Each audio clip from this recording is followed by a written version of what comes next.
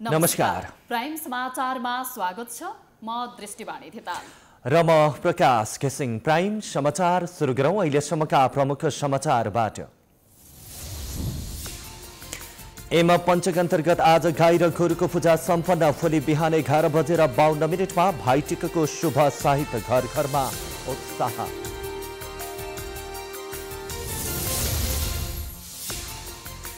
तिहारको महत्त्वपूर्ण मौलिक विशेषता देउसी भैलो यस वर्ष प्रतिबन्ध। 2072 सालको भूकम्पपछि बन्द रहेको रानीपोखरीको बालगोपालेश्वर मन्दिर भोलि खुल्ला गरिँदै। नेपालमा आइतबार 1477 जनामा कोरोना पुष्टि। अहिलेसम्म 1221 जनाको मृत्यु, 354 जना आइसियु र 64 जनाको भेन्टिलेटरमा उपचार हुँदै। नेकपा कार्यकारी अध्यक्ष दाहालको प्रतिवेदनपछि दुई गुटबीच वारपारको लडाईँ हुँदै। ओलीद्वारा गौतमलाई आफ्नो पक्षमा तान्न प्रयास, सचिनको विकल्प नभएको भन्दै ओलीमाथि दबाव। अर्थतन्त्रका सूचकलाई नै लुकाएर कोरोनाका कारण असर परेको दावी गरेको सरकारले पछिल्लो विवरण सार्वजनिक गर्न सकेन। पुरानै तथ्याङ्क देखाउने गरेको आरोप। अमेरिकाको राष्ट्रपतीय चुनावको नतिजाप्रति डोनाल्ड ट्रम्प पक्षधर असन्तुष्ट। बाइडेनको जित पक्का भए पनि ट्रम्पले हार स्वीकार नगर्दा समस्या।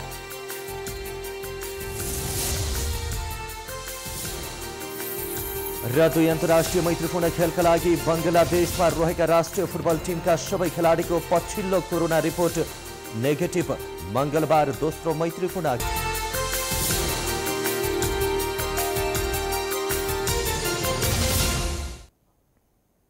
अब समाचार विस्तारमा। यमपञ्चकको चौथो दिन आज गाई तिहार। गाई तथा गोरुको पूजा आजा गरी मनाइएको छ। हिन्दू धर्मावलम्बीहरूले राष्ट्रिय जनावर गाईलाई आमा समान गौमाताको रूपमा पूजा आजा गर्ने चलन छ।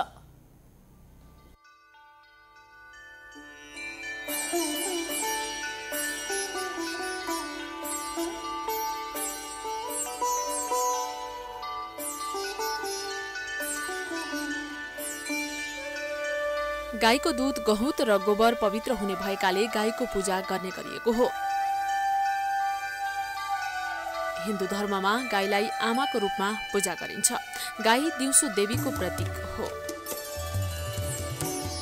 गाईलाई आँगनमा बाँधी तेल लगाई सयपत्री र मखमली फूलको माला लगाई पिठाका परिकारहरू बनाएर खुवाई पूजा गर्ने गरिन्छ।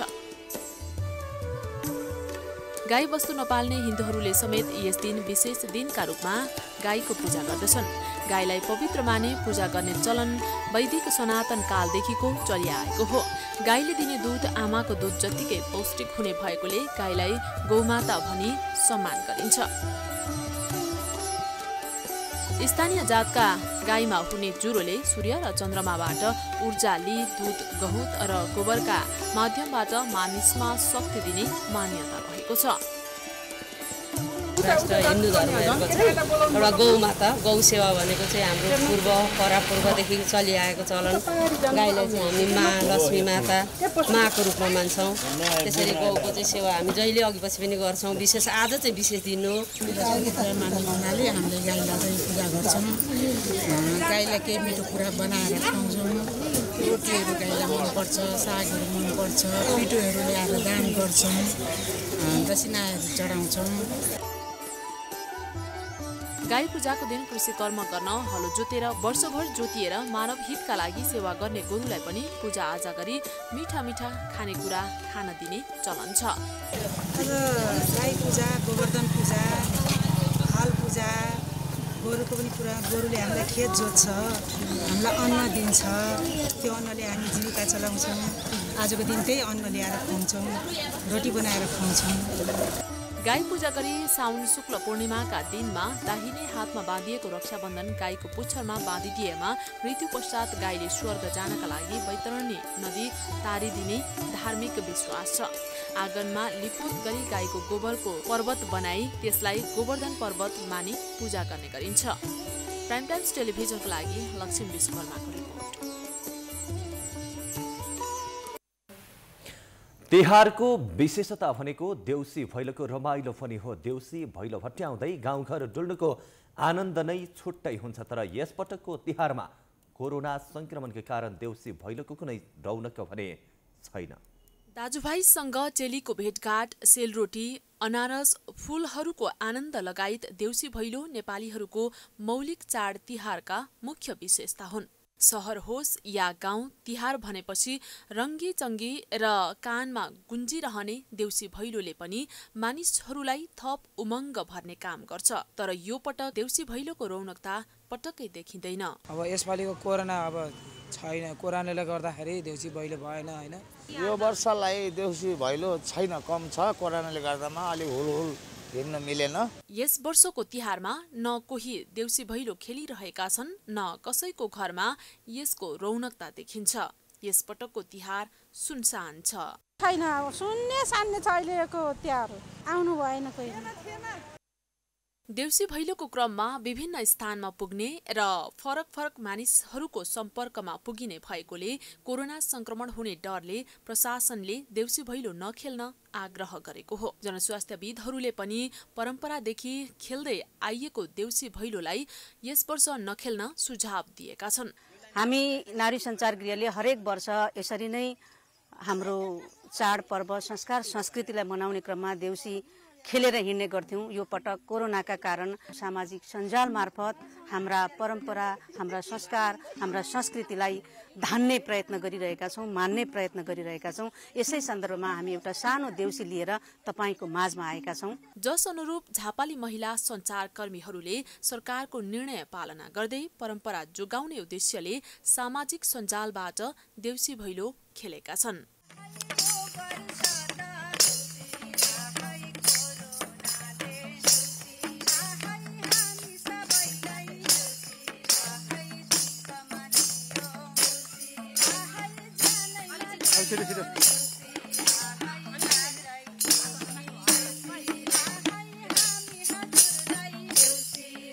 टोली नाइकेले लय हालेर नाटकीय शैलीले भट्याउने र सहभागीहरूले देउसिरे घन्काउँदै सामूहिक रूपमा नाच्ने चलन नेपालको मौलिक विशेषता हो। नाच्ने क्रममा यस घरको मन ठूलो छ, दान पनि ठूलै हुन्छ, छानामाथि घिरौला के दिन्छन् हेरौला भन्दै खुब फुर्क्याइन्छ। यस्तै लयमा केही स्थानमा भने फाटफुट देउसी खेल्दै गरेको देखिन्छ।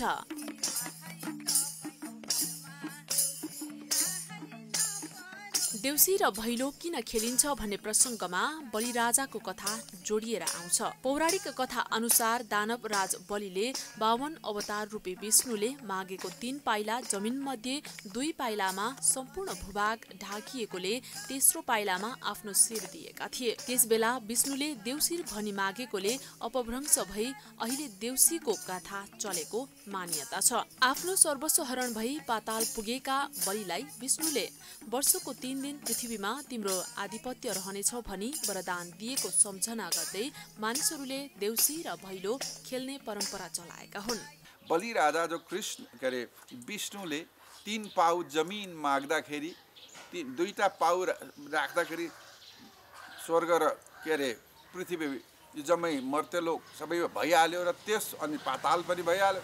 तेस्रो कहाँ राख्ने भन्दा उसले टाउकोमा राख्दाखेरि ऊ चाहिँ पाताल भासिएको छ। तर त्यो देखेर विष्णुले चाहिँ ल के अरे वर माग भन्दाखेरि कि सबैले नै यसरी नै बत्ती बालेर मनाउन पाउँ भनेर त्यहाँ वर मागिएको पनि छ।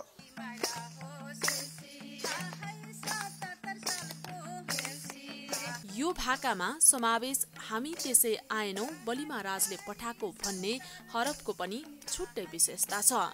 हामी यसै आएनौं बलि राजाले पठाए भनेर गीत गाएको हुन्छ। त्यो बलि राजा भनेको चाहिँ पौराणिक बलि राजा पनि हुन सक्दछ भने अर्को 15औं शताब्दीतिरको जुम्लाका बलिराजसँग पनि जोडिएर हेर्ने प्रचलन पनि विकसित भएको छ। विगतमा पुरुषहरूले मात्र देउसी खेल्ने गरेका थिए भने आजभोलि महिलाले पनि रमाइलोसँग देउसी भैलो खेल्ने गर्छन्। पछिल्लो समय महिला पुरुष साथै केटाकेटी मात्रै होइन प्रौढ र पाका उमेरका मानिसहरू पनि निकै रमाइलो मान्छन्। सामूहिकताको भावनामा आधारित भएर खेलिने देउसीले पछिल्लो समय धेरै सामाजिक कामहरू पनि हुने गरेका छन्। रीतिरिवाजलाई जोगाउँदै एउटा उद्देश्य सहितको देउसीले धेरै सामाजिक कामहरू पनि हुने गरेका छन्। प्राइम टाइम्स टेलिभिजनको लागि रितास्मा मुखिया, काठमाडौँ।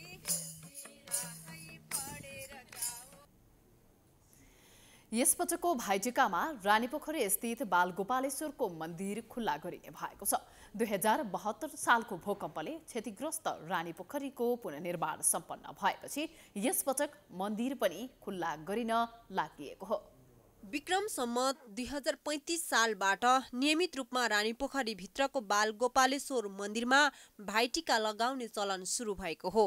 खास गरी दाजुभाइ तथा दिदीबहिनी नहुनेहरूले यहाँ आएर टिका लगाउने गर्छन्। 2072 सालको भूकम्पले रानीपोखरीसँगै मन्दिर पनि क्षतिग्रस्त भएपछि यो परम्परा टुटेको थियो। बालगोपालेश्वर मन्दिर र रानीपोखरीको निर्माण सम्पन्न भएसँगै अब भने मन्दिर खुल्ला गरिएको छ। बिहान 5 बजेदेखि साँझ 5 बजेसम्म मन्दिरमा दर्शनको व्यवस्था मिलाइएको छ। भाइटिकाकै लागि काठमाडौँ महानगरपालिकाले मन्दिर पोखरीलाई बेहुलीजे झिलिमिली पारेको छ। सो क्षेत्रमा सुरक्षा व्यवस्था पनि कडा पारिएको छ। पुरा तयारीमा छौँ। हामीले सेनिटाइजर मास्कदेखि प्रत्येक ठाउँमा डस्टबिन राखेर उहाँहरूलाई डिस्टेन्स मेन्टेन गर्नुपर्छ भनेर हामीले एकजना गइसकेपछि यहाँ कतिजना हामी यो गुचुमुच्च पारेर यहाँ पनि राख्दैनौँ। उहाँहरूको सर्टेन उहाँको डिस्टेन्स टिका लगाइदिनेको पनि डिस्टेन्स हुन्छ, डिस्टेन्स मेन्टेन गरेर राखिदिन्छौँ र हाम्रो मान्छे त्यसको लागि पूर्व तयारीमा खटिरहन्छ। भूकम्पपछि 5 वर्षसम्म हरेक वर्ष बालगोपालेश्वरको मन्दिरलाई पोखरीको बाहिरी भागमा राखी दर्शनको व्यवस्था गरिएको थियो। 5 वर्षपछि दर्शनार्थीले यस वर्ष मन्दिरभित्र नै प्रवेश गरी पूजाआजा गर्न पाउने भएका छन्। हरेक वर्ष भाइटिकाको लागि मात्र यो मन्दिर दर्शनका लागि खुल्ला हुने गरेको छ। यसपटक लगभग 1000 को संख्यामा भाइटिका लगाउन आउने अनुमान गरिएको छ। को साउन्डमा अब यहाँ अलिकति भिडभाड नहोस् भनेर चाहिँ हामीले चाहिँ सेनिटाइज गर्ने, ज्येष्ठ नागरिकहरूलाई यो अगाडिको मञ्चबाट चाहिँ यो मूल ढोकाबाट पठाउने, अरूलाई चाहिँ यतापट्टिको ढोकाबाट चाहिँ हामीले मेन इन्ट्रान्सको हिसाबमा चाहिँ त्यो गरिरहेको छौँ। यो जुन चाहिँ मन्दिरमा चाहिँ यो पुलमा चाहिँ धेरै भिडभाड हुने भएकोले चाहिँ हामीले त्यहाँ चाहिँ अहिले एउटा रिबन राखेर एक ठाउँबाट जाने र एक ठाउँबाट आउने हिसाबमा त्यो भइरहेछ। अब ठाउँ ठाउँमा तपाईँको 8-10 वटा डस्टबिनहरू छ, खानेपानीको व्यवस्था हुन्छ। अहिलेको तयारी यस्तो छ। भूकम्पपछि 5 वर्षसम्म हरेक वर्ष तिहारमा सर्वसाधारणले बालगोपालेश्वरको मूर्तिलाई पोखरीमा रहेको पुलको मुखमा राखी दर्शन गर्ने गरेका थिए। तर यस वर्ष भने सर्वसाधारणले मन्दिरभित्र भाइटिका लगाउन पाउनेछन्। प्राइम टाइम्स टेलिभिजनका लागि लक्ष्मी विश्वकर्माको रिपोर्ट, काठमाडौँ। हिजो आज तिहारको माहौल छ। सडकको दायाँ बायाँ सर्वसाधारणलाई पनि आवत जावत गर्न समस्या हुने गरेर तिहारका सामानले भरिभराउ देखिन्छ। तर यसपालि कोरोना महामारीले व्यापारमा भने कमी आएको छ। यतिखेर नेपालीहरू दोस्रो ठुलो चाड तिहारको रमझममा रहेका छन्। तर सधैँ खाली रहने चोक सडकपेटी फुटपाथ अहिले तिहारका सामान ओखर, रङ, ढाकाटोपी, रुमाल, सयपत्री, मखमली फूल, फलफूल लगायतले भरिभराउ छन्। तर कोरोना संक्रमण बढिरहेकै बीचमा तिहारको माहौल सुरु भएकाले कारण सडक बजारमा अघिल्ला वर्षहरूका तुलनामा भने मानिसको भिडभाड यस वर्ष केही कम देखिएको छ। तिहारको लागि अत्यावश्यक सामग्रीहरू फुटपाथमा साइकल, ठेलामा बिक्री गर्न सजाएर राखेका छन्। काठमाडौँका सडकपेटी हेर्दा रमाइलो देखिन्छ, तर व्यापारीहरू यस वर्षको तिहारको सामग्री खेर जाने भन्दै चिन्तित छन्। पोहोरको भन्दा छैन भन्दै हुन्छ। यस महँगो छ, पोहोरको भन्दा फुल पनि महँगै छ। किनभने पोहोर हामीले 110-120 मा ल्याउने फुल अहिले 200 रुपियाँ होलसेलमा हामीले कालीमा तिर्नुपर्छ। हामीले पोहोर चाहिँ 30 रुपियाँ गोटा ल्याउने मखमली फुलको माला अहिले चाहिँ 40, 45, 50 तीबाट ल्याएको हामीले। माला मैले 40 वटा ल्याएको थिएँ, अहिले लगभग त्यहाँ 20 वटा छ। दिनभरिमा 20 वटा माला गयो। काठमाडौँका मुख्य चोक र गल्ली, बानेश्वर, चाहबे हिल, गौशाला लगायतका स्थानमा तिहारका सामान सडकपेटी ओगटेर राखेको देख्न सकिन्छ। तर अघिल्लो वर्षको तुलनामा व्यापार निकै कम भएको खुद्रा व्यापारीहरू बताउँछन्। त्यो अब भाइटिकाको लागि मसला, कलर, टोपी, रुमाल बिक्ने यही सब हो। भाइटिकाको लागि, त्योहारको लागि त्यो फुलमालाहरू आदि व्यापार गरेछ। यो वर्ष कोरोना भाइरस महामारीले अवस्था फरक छ। तिहारमा लक्ष्मी पूजाका लागि फलफूल, सयपत्री, गोदावरी, मखमली लगायतका फूल, माताका पाला, ढाका टोपी, भाइ मसला, पान, सप्तरङ्गी, तामाका भाँडा चाहिन्छ। तिहार दीप, महिन र झिलिमिली बत्ती प्रयोग हुने उज्यालोको पर्वको रूपमा परिचित छ। यसपटकको तिहारमा झिलिमिली बत्ती किन्ने मानिसको खासै भिड भने बजारमा देखिँदैन। हरेक तिहारका लागि अत्यावश्यक मानिने बिमिरो, भोगटे, हलुवाबेद, मखमली, लक्ष्मीका तस्बिर लगायत कृत्रिम माला भने बजारमा केही मात्रामा देखिए तापनि भाव बढाइएको उपभोक्ताको गुनासो छ। नेपालीहरूको दोस्रो ठूलो पर्व तिहारलाई दाजुबहिनी, दिदीभाइ बीच प्रेम र आत्मीयता बढाउने पर्वका रूपमा लिने गरिन्छ। तर यो वर्षको माहौल केही बेग्लै छ। यसैबीच नेपाली कलाकारले पनि समय अनुसार नै दीपावली मनाउने तयारी गरेका छन्। नेपाली कलाकारले पनि तिहारलाई महत्त्वका साथ मनाउँछन्। पछिल्लो पुस्ताका सबैभन्दा सफल अभिनेता अनमोल केसीका सहोदरा दिदीबहिनी छैनन्, तर उनको निधार कहिले खाली हुँदैन, किनभने उनका बुवा भुवनले अनमोलकी आमा ल्याउनु अघि बिहे गरेका थिए विजय केसीसँग। उनीबाट जन्मिएकी छोरी काजलबाट अनमोलले सधैँ टीका लगाउँदै आएका छन्। काजल सम्भव भएसम्म अमेरिकाबाट नेपाल आउने गरेकी छिन्। म्युजिक भिडियोमा चर्चित अभिनेता हुन् पुष्प खड्का। उनी शनिबार लक्ष्मी पूजाको दिन धनगढीमा थिए गीतको छायाङ्कनका लागि। उनी काठमाडौँ आएपछि बहिनीको हातबाट टीका लगाउनेछन्। डेब्यू चलचित्र ए मेरो हजुर 3 बाट एकाएक हिट भएकी अभिनेत्री सुहाना थापाले टीका लगाइदिने दाजुभाइ छैनन्। निर्माता सुनिल कुमार थापा र अभिनेत्री तथा निर्देशक झरना थापाकी एक्लो छोरी सुहानाले आफ्नो काकाका छोराहरू पर्णिमेश र अभिनव थापालाई टीका लगाइदिने गरेकी छिन्। हिन्दू संस्कृतिमा निकै विश्वास गर्ने सुहाना श्रीकृष्ण भगवानकी भक्त हुन्। आयुष्मान देशराज जोशीका दिदीबहिनी छैनन्। उनी सँगसँगै हुर्केका भाइ आशीर्मान देशराज र आयुष्मानले आफ्नै दिदीबहिनी नभए पनि नजिकका आफ्ना आफन्तमा रहेका दिदीबहिनीसँग टीका लगाउने गरेका छन्। आयुष्मानलाई तिहार निकै मनपर्छ। भैरु साथीभाइसँगको जमघट उनलाई खुबै मनपर्छ। जेरी चलचित्रबाट हिट अभिनेत्री आना शर्माले भाइटिकाको अवसरमा टीका लगाइदिने कोही दाजुभाइ छैनन्। आनाका 2 दिदीबहिनी छन्, सोही कारण उनलाई दाजुभाइ नहुनुको महसुस कहिल्यै भएन।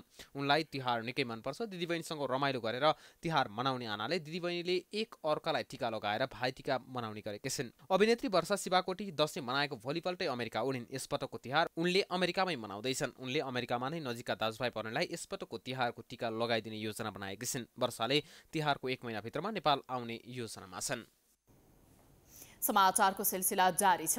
हामी विश्राम पछि आउँछौं।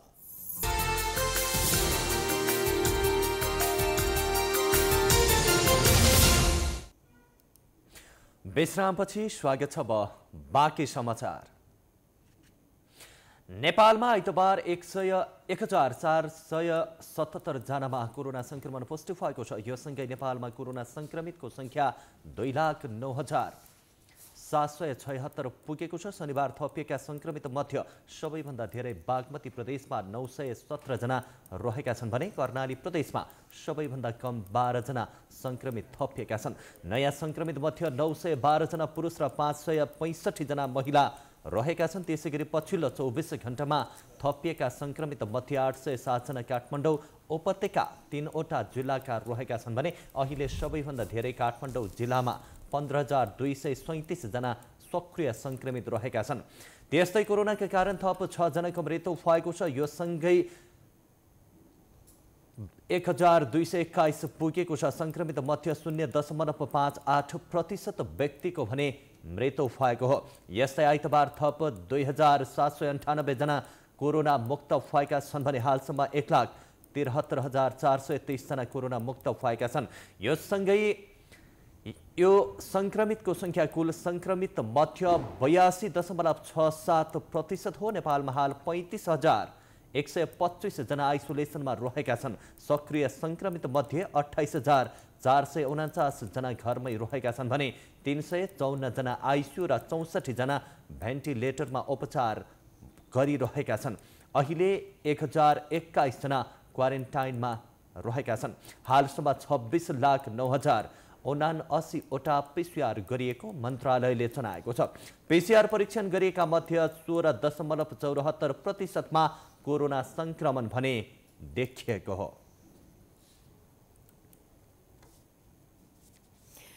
नेकपाका कार्यकारी अध्यक्ष पुष्पकमल दाहालले अर्को अध्यक्ष केपी शर्मा ओलीमाथि लगाएको आरोपका कारण अहिले नेकपाको विवाद भित्रभित्रै भुसको आगो जस्तै सल्किरहेको छ। दाहालको आरोपपत्र बाहिरिएपछि अध्यक्षद्वय निकट नेताहरूका बीचमा सामाजिक सञ्जालमा जुहारी नै चलेको छ। सचिवालयमा अल्पमतमा परेका ओलीले सचिवालय सदस्य वामदेव गौतमलाई आफ्नो गुटमा ल्याउने प्रयास गरिरहेका छन्। तर यसपटक ओली नसचिएसम्म साथ नदिने 5 जना सचिवालय सदस्यहरूको एकमत देखिन्छ। विधानमा पार्टीका राजनीतिक दस्तावेज अध्यक्षद्वयले सहमतिमा ल्याउनुपर्ने व्यवस्था छ। तर कार्यकारी अध्यक्ष पुष्पकमल दाहालले शुक्रबार सचिवालय बैठकमा प्रस्तुत गरेको राजनीतिक प्रतिवेदनमा प्रधानमन्त्री समेत रहेका अध्यक्ष केपी ओलीमाथि गम्भीर आरोपहरू लगाइएको छ। ओलीमाथिको आरोप सार्वजनिक भएसँगै नेकपाको 2 समूह वारपारको लडाईँमा उत्रिएका छन्। ओली पक्षधरले दाहालको प्रस्ताव बिना शर्त फिर्ता लिएपछि मात्रै बाँकी विषयमा छलफल गर्न सकिने चेतावनी दिइरहेका छन्। दाहालमाथि प्रतिवेदन फिर्ता गराउन दबाब दिइरहेका ओली पक्षधर नेताहरूले सञ्चार माध्यममा प्रतिक्रिया दिएका छैनन्। तर सामाजिक सञ्जालमा आरोप प्रत्यारोपलाई छरपस्ट पारेका छन्। मेरो उसमा फेसबुकमा लेखेको छ त स्ट्याटस, मेरो टिप्पणी त्यही हो। अडियोमा अहिले बोल्दिनँ, त्यही हो है।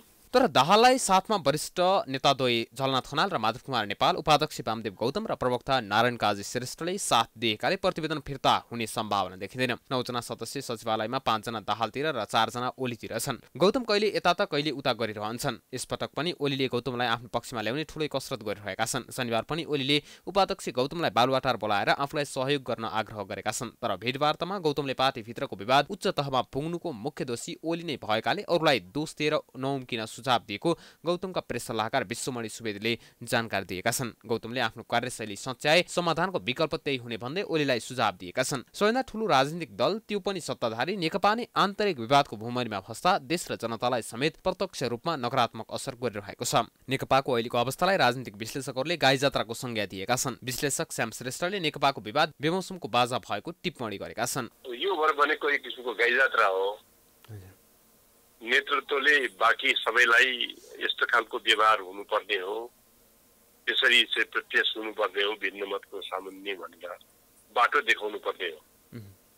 तर यहाँ त बाटो देखाउनु र कता कता जो अगुवा उही बाटो अगुवा भन्छ नि, त्यही ढङ्गले प्रस्तुत भएको देखिन्छ। यसले नेतृत्वमा सांस्कृतिक लेभल, नैतिकता र सांस्कृतिक लेभल असाध्यै न्यून छ भने जस्तो देखिन्छ।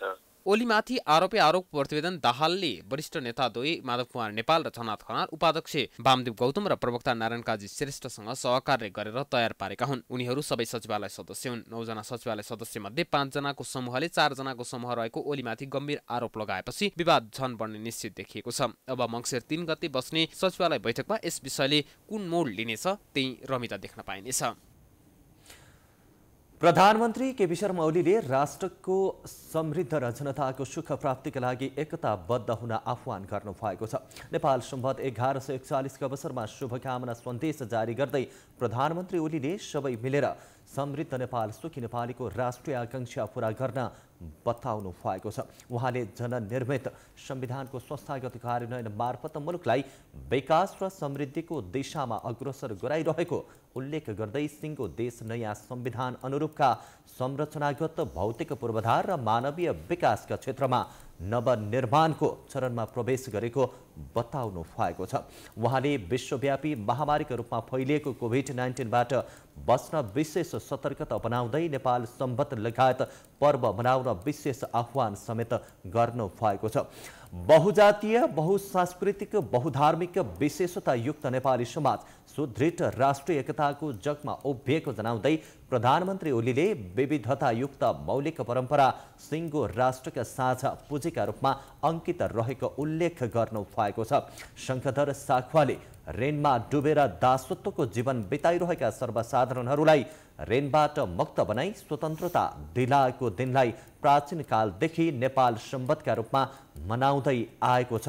नेपाल सम्वतको अवसरमा प्रधानमन्त्री ओलीले काठमाडौँ उपत्यकामा तत्कालीन समाज सुधारका नेतृत्वकर्ता तथा नेपाल सम्वतका प्रवर्तक शङ्खधर साख्याको विशेष स्मरण गरेको पनि जनाउनु भएको छ।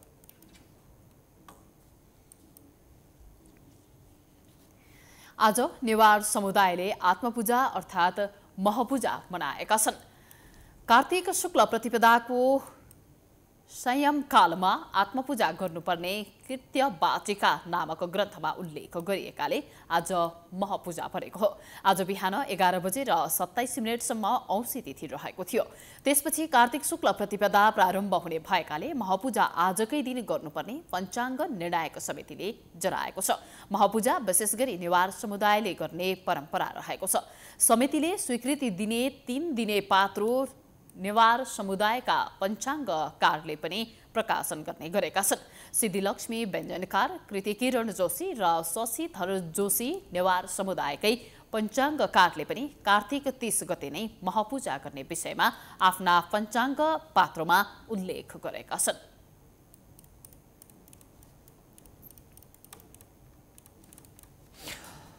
काठमाडौँ उपत्यकामा चल्ने सवारी साधनमा अधिकांश नम्बर प्लेटका अक्षर चिन्ह वा नम्बर पहिचान गर्न कठिनाई हुने गरेको छ।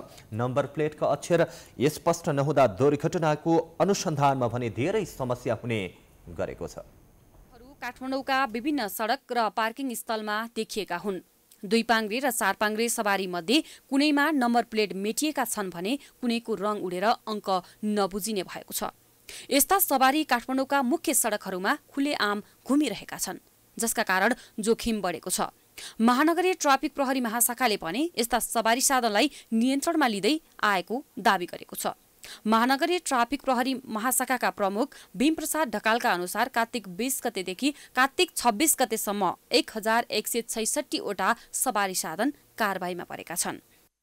स्पष्ट नम्बर प्लेट नभएकाहरूका विरुद्ध हाम्रो अभियान दैनिक चालू छ हैन। जसको नम्बर प्लेट केयरमेट छ, जसको चाहिँ स्पष्ट देखिँदैन, जसको पुरानो भएको छ, ती कुराहरू हामीले डेली रूपमा हाम्रो 45 वटै मार्फतका युनिटहरूले त्यसलाई चेक जाँच गरिराखेको छ। ट्राफिक प्रहरीले नम्बर प्लेट स्पष्ट नभएका सवारी साधनलाई दैनिक जसो कारबाही गरिरहेको बताए तापनि यो अभियान प्रभावकारी भने हुन सकेको छैन। भिडभाड हुने व्यस्त सडकमा समेत यस्ता सवारी साधन प्रशस्तै देख्न सकिन्छ। र दैनिक चाहिँ 125 देखि 150 सम्म त्यस्ता नम्बर प्लेट भएका सवारी साधनलाई हामीले कारबाहीको दायरामा ल्याइराखेको छौँ। र आम पब्लिकलाई हामीले भनेका पनि छौँ कि तपाईँहरू सबैले नम्बर प्लेट लेखाउनुहोस् हैन। त्यो अनुरोध पनि गरेका छौँ र अनुरोधलाई चाहिँ नमान्नेलाई हामीले दैनिक कारबाही गरिराखेका छौँ। स्पष्ट नखुल्ने नम्बर प्लेट राखेर सवारी गुडाउनु कानुन विपरीत हो। यसमा ट्राफिक प्रहरी सहित सम्बन्धित निकायको ध्यान जान सकेको छैन। यो समस्या काठमाडौँ लगायत देशका विभिन्न भागमा वर्षौंदेखि कायम छ। यस्ता सवारी आपराधिक गतिविधिमा प्रयोग भए वा दुर्घटना गराएर भागे कसरी पहिचान गर्ने भन्ने विषय समस्याको रूपमा आएको छ। यसतर्फ सवारी धनी लगायत यातायात व्यवस्था विभाग, सडक विभाग तथा ट्राफिक प्रहरीले गम्भीर ध्यान दिन जरुरी छ। प्राइम टाइम्स टेलिभिजनका लागि क्यामेरामा बेज श्रेष्ठका साथमा सृजना कार्की, काठमाडौँ। ललितपुर महानगरपालिकाका मेयर चेरीबाबु महर्जनले सरकारले आइतबार ललितपुरमा उद्योग वाणिज्य संघले आयोजना गरेको खड्ग पाया जात्रा सम्बन्धी पुस्तक विमोचन गर्नुभएको छ। विमोचन तथा पाटन दरबार क्षेत्रसँग सम्बन्धित बन्द लागेको पाया पुनः सञ्चालन प्रतिबद्धता कार्यक्रममा मेयर शाक्यले यस्तो बताउनु भएको हो। भूकम्पपछि भत्किएका सम्पदाहरूको पुनर्निर्माणका लागि ठेक्कामा दिएका ललितपुरमा शङ्खमूलको जगत महादेव मन्दिर, रातो मच्छिन्द्रनाथ लगायतका 4 मन्दिरहरूमा पुनर्निर्माणमा ढिलाइ भएको बताइएको छ। स्थानीय तवरबाट नै पुनर्निर्माण गरिएका भीमसेन मन्दिर लगायतका सम्पदाहरूको निर्माण छिटो भएको समेत उनले उल्लेख गरेका छन्। नगरमा ऐतिहासिक पाटीपौवा लगायत निर्माणलाई पनि महानगरले प्राथमिकतामा राखेको जानकारी दिए। मन्दिर यता सुन्दाराको राधाकृष्ण मन्दिर, त्यस्तै हाम्रो चाहिँ मतलब झुन्डमतीको रातो मच्छिन्द्रनाथको शिखर शैलीको मन्दिर, यी मन्दिरहरू सबैले टेन्डरबाट गरेको, हामी इलेक्सन हुनुभन्दा अगाडि बनेको मन्दिर, अब इलेक्सन भएर हामी अर्को इलेक्सन आउन लागिसक्यो, अहिलेसम्म त्यो मन्दिर चाहिँ बन्ने छाप त्यहाँ चाहिँ देखिएको छैन। कार्यक्रममा खड्गपाया जात्रा सञ्चालनका लागि भूमिका खेलेका व्यक्तिहरूलाई सम्मान गरिएको थियो भने सो सम्बन्धी जानकारी दिएको पुस्तक सार्वजनिक गरिएको थियो।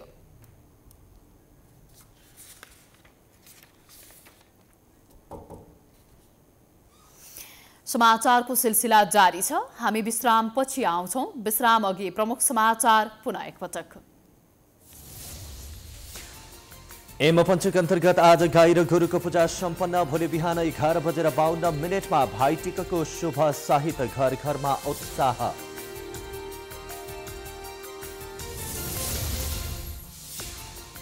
तिहारको महत्त्वपूर्ण मौलिक विशेषता देउची भैलो यस वर्ष प्रतिबन्ध। 2072 सालको भूकम्पपछि बन्द गरेको रानीपोखरीको बालगोपालेश्वर मन्दिर भोलि खुल्ला गरिँदै। नेपालमा आइतबार 1477 जनामा कोरोना पुष्टि। आइसोलेसनमा 1221 जनाको मृत्यु। अहिलेसम्म 1221 जनाको मृत्यु।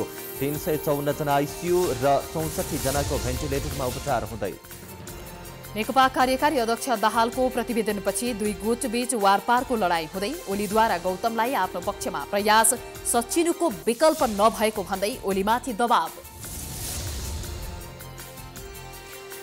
अर्थतन्त्रका सूचकलाई नै लुकाएर कोरोनाका कारण असर परेको दावी गरेको सरकारले पछि लाग्ने। विवरण सार्वजनिक गर्न सकिन पुरानै तथ्याङ्क देखाउने गरेको आरोप। अमेरिकाको राष्ट्रपतीय चुनावको नतिजाप्रति डोनाल्ड ट्रम्प पक्षधर असन्तुष्ट। बाइडेनको जित पक्का भए पनि ट्रम्पले हार अस्वीकार गर्दा समस्या। र दुई अन्तर्राष्ट्रिय मैत्रीपूर्ण खेलका लागि बङ्गलादेशमा रहेका राष्ट्रिय फुटबल टिमका सबै खेलाडीको पछिल्लो कोरोना रिपोर्ट नेगेटिभ। मङ्गलबार दोस्रो मैत्रीपूर्ण खेल हुँदै।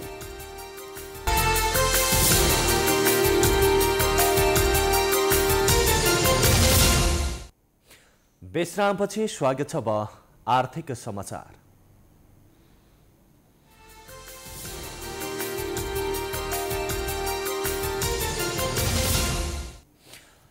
पूर्वी नेपालको प्रमुख नगदे बालीको रूपमा रहेको अलैँचीले मूल्य नपाउँदा किसान मारमा परेका छन्। अलैँचीको मूल्यमा वर्षेनी गिरावट हुँदै गएपछि कृषकहरू भने चिन्तामा परेका हुन्।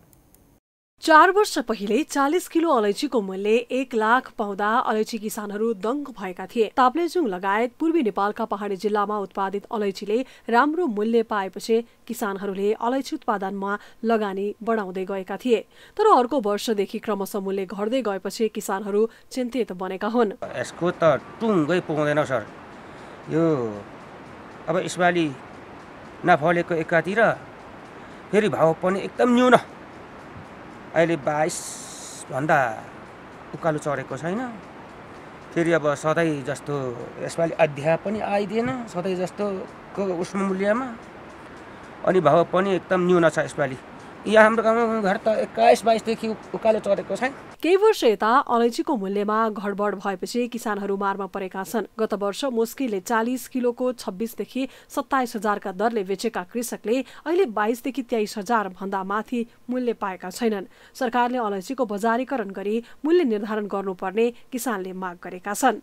राज्यले यो जुन अलैँचीको मूल्यभाव वृद्धि र कम हुने बारेमा चाहिँ अलिकति विचार गरेर सरकारले चाहिँ अलिकति मूल्य कसरी हो, अलैँची कस्तो बनाउनु पर्ने हो र मूल्यको चाहिँ एकरूपता ल्याउन सकेदेखि सरकारले हामीलाई केही अलिकति फाइदा हुन्थ्यो कि। अलैँचीको घट्दो मूल्यका कारण किसानहरू मात्र होइन व्यवसायीहरू समेत मारमा परेका छन्। नेपालको 42 जिल्लामा उत्पादित अलैँची भारत बाहेकका मुलुकमा निर्यात हुन सकेको छैन। भारतीय बजारको मात्रै भर पर्दा कम मूल्यमा बेच्नु परेको व्यवसायीको भनाइ छ। भारत बाहेक अन्य मुलुकमा अलैँची सिधै निर्यात गर्न सके बजारीकरणमा सहज हुने व्यवसायीको भनाइ छ।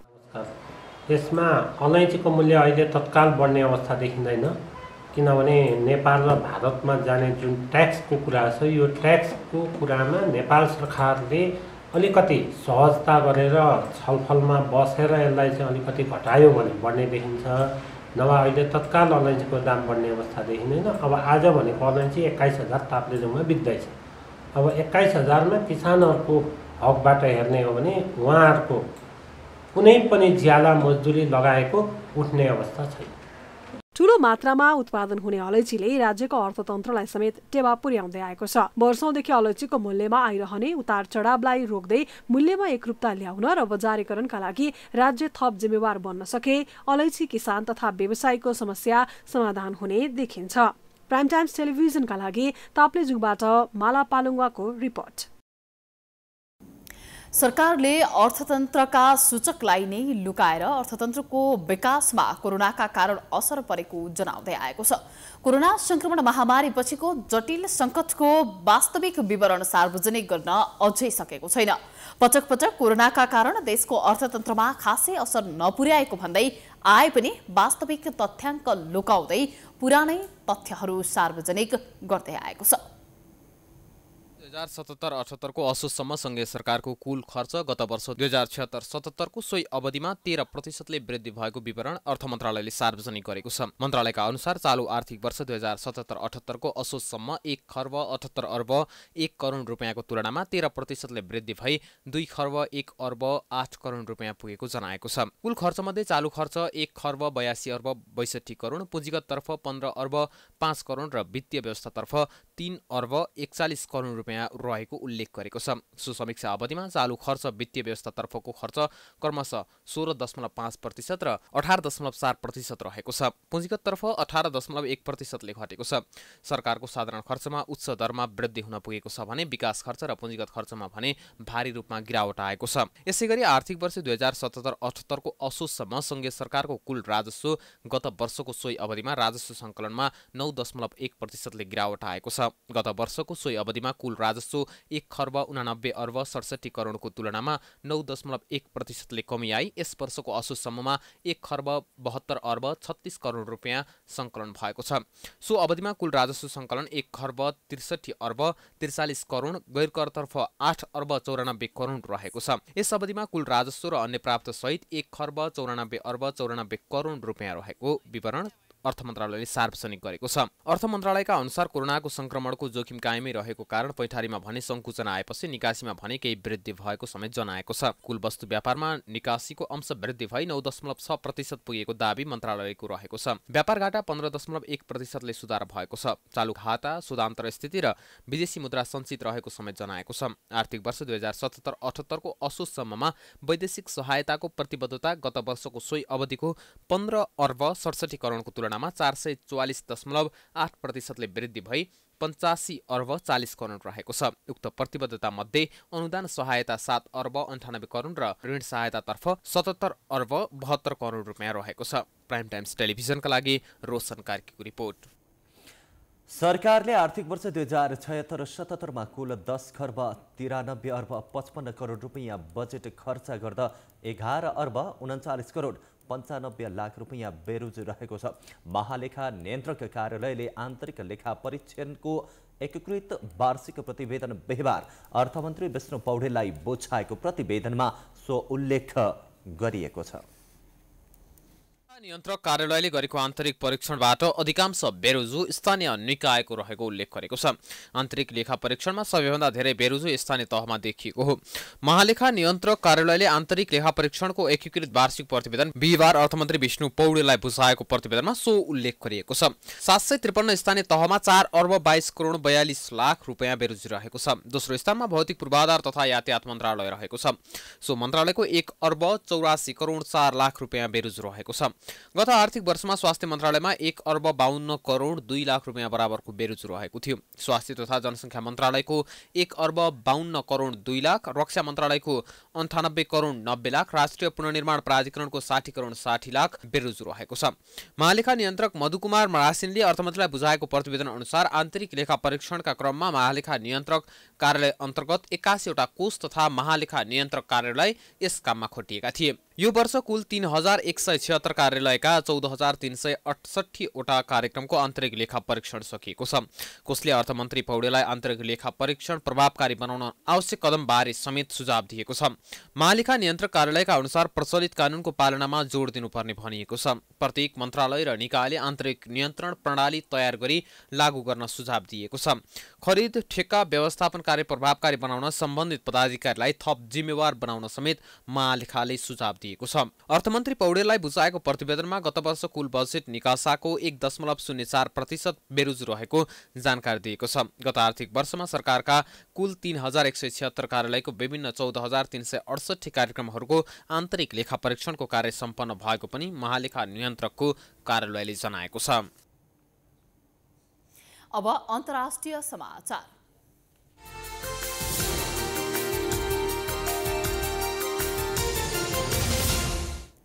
अमेरिकाको यसपटकको राष्ट्रपतीय चुनावको नतिजाप्रति राष्ट्रपति डोनाल्ड ट्रम्पले विवाद झिकिरहेका छन्।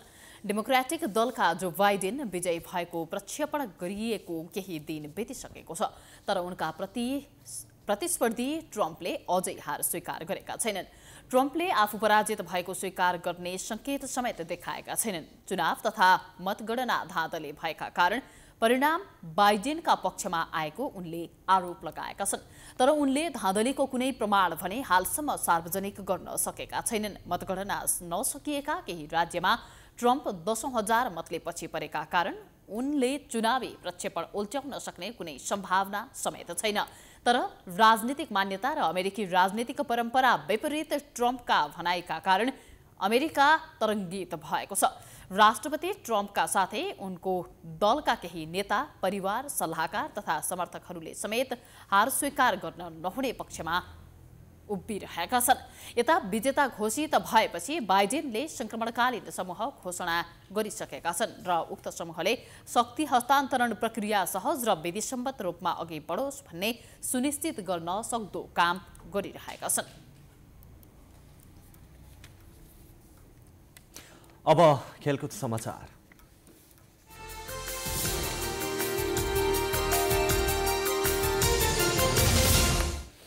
दुई अन्तर्राष्ट्रिय मैत्रीपूर्ण खेलका लागि बंगलादेशमा रहेका राष्ट्रिय फुटबलको टिममा सबै खेलाडीको पछिल्लो कोरोना रिपोर्ट भने नेगेटिभ आएको छ।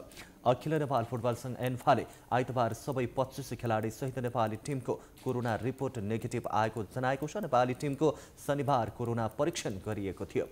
यस्तै एन्फाले यसअघि पोजिटिभ देखिएको एक खेलाडीको नयाँ रिपोर्ट समेत नेगेटिभ आएको जनाएको छ। उनी टिममा चाँडै फर्कने एन्फाले जनाएको छ। उनले शुक्रबार भएको पहिलो खेलमा खेल गुमाएको थियो भने तर एन्फाले बंगलादेशका मुख्य प्रशिक्षकको रिपोर्ट पोजिटिभ आएको जनाएको छ। घरेलु टिमसँगको दुई मैत्रीपूर्ण खेलका लागि नेपाली टिम ढाकामा रहेको छ। नेपालले बंगलादेशसँग दोस्रो मैत्रीपूर्ण खेल मंगलबार खेल्नेछ। बंगबन्धु रङ्गशालामा शुक्रबार भएको पहिलो खेलमा नेपाल 2ले पराजित भएको थियो। फिफा विश्वकप छनौटको दोस्रो चरण खेलिरहेको नेपालले तयारीका लागि मैत्रीपूर्ण खेल खेल्न लागेको हो। यसैबीच नेपाली राष्ट्रिय फुटबल टिमले दोस्रो तथा सिरिजको अन्तिम खेलका लागि तयारी सुरु गरेको छ। आइतबार र सोमबार दोस्रो खेलका लागि मैदानमा अभ्यास गर्नेछ। आइतबार नेपाली टिमले शेख जमल धानमुण्डी मैदानमा अभ्यास गरेको छ। यो 2 दिनमा पहिलो खेलमा भएको कमजोरीहरूलाई सुधार गरेर दोस्रो खेलका लागि तयारी गर्ने जनाएको छ।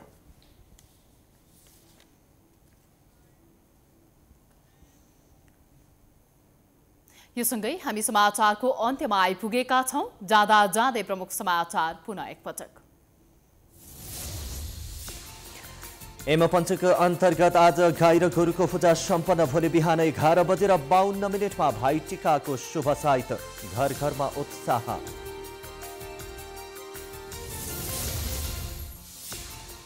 तिहारको महत्त्वपूर्ण मौलिक विशेषता देउसी भैलो यस वर्ष प्रतिबन्ध। 2072 सालको भूकम्पपछि बन्द रहेको रानीपोखरीको बालगोपालेश्वर मन्दिर भोलि खुल्ला गरिँदै।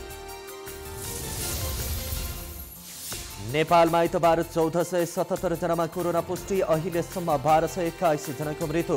354 जना आइसियु र 64 जनाको भेन्टिलेटरमा उपचार हुँदै।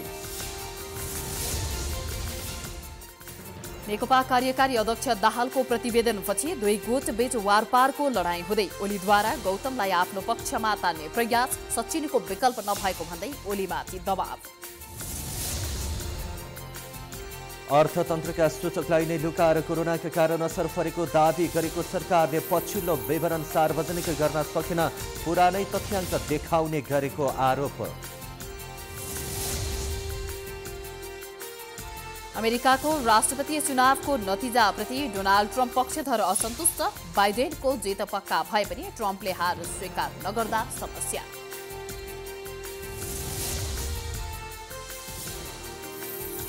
र 2 अन्तर्राष्ट्रिय मैत्रीपूर्ण खेलका लागि बंगलादेशमा रहेका राष्ट्रिय फुटबल टिमका सबै खेलाडीको पछिल्लो कोरोना रिपोर्ट नेगेटिभ। मंगलबार दोस्रो मैत्रीपूर्ण खेल हुँदै। समाचार अहिलेलाई सकियो। अब यहाँहरूले कार्यक्रम जनता जान्न चाहन्छन् ऋषि धमलाको साथमा